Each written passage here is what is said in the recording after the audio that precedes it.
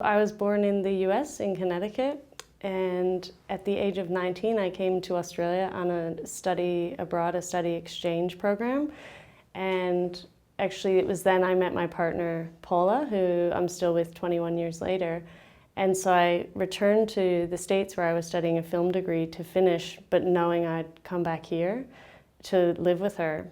And at the time there was only 3 countries in the world where if you were a gay couple you could live together, to migrate, to be together. And Australia was one of them. So we knew we could only live in Australia, not in the US, which didn't have that law until probably 20 years later. I made Boundary Love over a year, from 2003 to 2004. And at the time I was living in the hills in the Dandenong Ranges.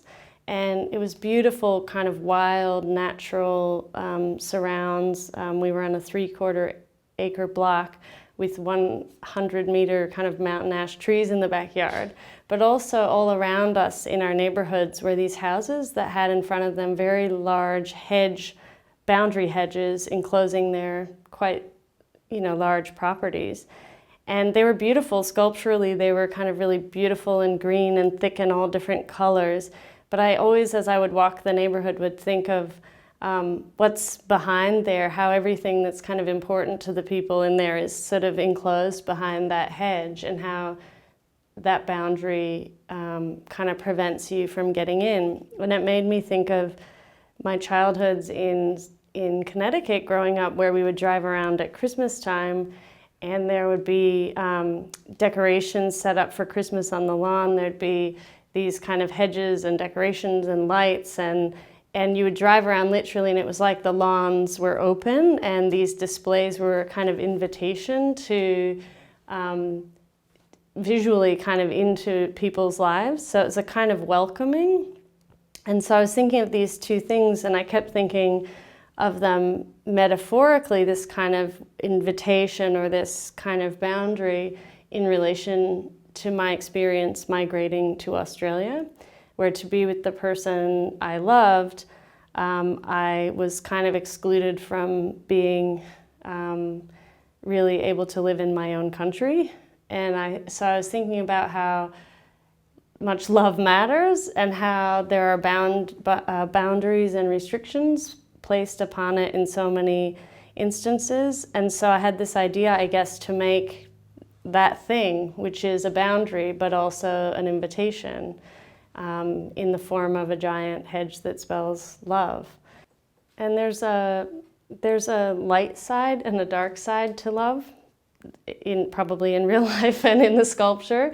So the front side of love is a very lighter kind of natural green flecked with yellow bits of wool, and as you kind of look around the side and the back of it, it's a much darker green. And so I guess I was thinking about, again, metaphorically and actually, that where the sunlight hits, you would always have a shadow or a darker side.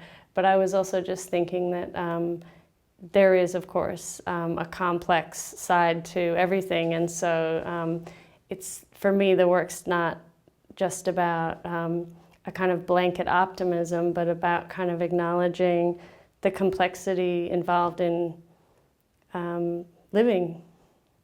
I machine knitted it, so I had a knitting machine in my home studio, and it was just set up in the lounge room. And my partner helped me construct these giant letters out of cardboard. And I would knit strips, like these tiny little very variegated strips of yarn, and I would hand dye all the yarn different colors so that it was like the colors of actual hedges out in nature.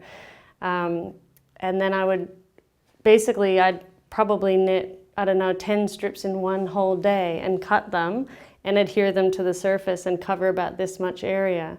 And I realized this is going to take me more than a year to make this work, and it did. And it became, in an interesting way, a kind of labor of love then, to a willingness to make the work, and the kind of manual labor or the sort of commitment to it over a period of time was really similar to, again, the experience that I had of being willing, I guess, to do anything for love.